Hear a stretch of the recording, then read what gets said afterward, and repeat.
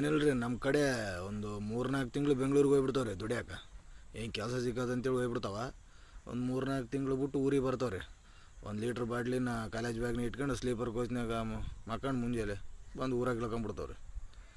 ಬಂದು ಊರಿಗೆ ಬಂದು ಕ್ರಾಸಿಗೆ ಬಂದು ಅವ್ರ ಅಪ್ಪ ಫೋನ್ ಮಾಡ್ತಾರೆ ರೀ. ಊರಾಗ ಬಸ್ ಇರೋಕ್ಕಲ್ಲ, ಬಂದು ಅವ್ರ ಅಪ್ಪ ಬಂದು ಕರ್ಕೊಂಡು ಹೋದನ್ ರೀ. ಕರ್ಕೊಂಡು ಹೋದ್ಮೇಲೆ ಮನೆಗೆ ಹೋಗಿ ಸ್ವಲ್ಪ ಟಿಫನ್ ಮಾಡ್ಕೊಂಡು ಹೊರಗೆ ಬರ್ತಾವೆ ರೀ. ಹೊರಗೆ ಬರೋದ್ಲ ಏನಪ್ಪ ಬೆಂಗ್ಳೂರು ಸೇರ್ಕೊಂಬಿಟ್ಟಿಗೆ ಅಂತಾರೆ. ಹ್ಞೂ ರೀ ಅಂತಾರೆ. ಆಮೇಲೆ ಕೇಳ್ತಾರೆ ರೀ, ಎಷ್ಟು ಸಂಬಳ ಎಷ್ಟಾಯ್ತಪ್ಪ ಅಂತ ಕೇಳ್ತಾರೆ. ಒಂದು 45 ಐತೆ ನೋಡ್ರಿ, ಎಲ್ಲ ಕಟ್ಟಾಗಿ ಒಂದು 45 ಬರುತ್ತೆ ಅಂತ ಹೇಳ್ತಾನೆ ರೀ. ಅವ್ನು ಕೊಡೋದೇ 16,000 ಬರ್ತಿರುತ್ತೆ ರೀ. ಅದು 2,000 ಹಂಗೆ ಕಟ್ಟಾಗಿ ಪಿ ಎಫ್ ಅವೇನೋ ಕಟ್ಟಾಗಿ ಒಂದು 16,000 ಬರ್ತಿರ್ತ ರೀ ಕೈಯಾಗ. 45,000 ಅಂತ ಹೇಳ್ಬಿಡ್ತಾವೆ.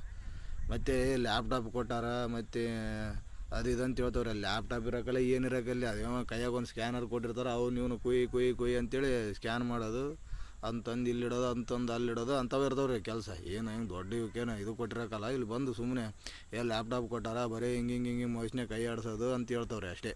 ಅಲ್ಲಿ ಇರೋದೇ ಅವ್ರದ್ದು ಸುಮ್ಮನೆ ಹಿಂಗೆ ಕುಯ್ ಕನ್ಸೋದ್ರಿ ಅವ ಕೆಲಸ. ಏನು ಬೇರೆ ಇರೋಕ್ಕಲ್ಲ, ಸುಮ್ಮನೆ ಬಂದು ಇಲ್ಲಿ ಉದ್ರೆ ಹೇಳ್ಬಿಡ್ತಾವ್ರಿ.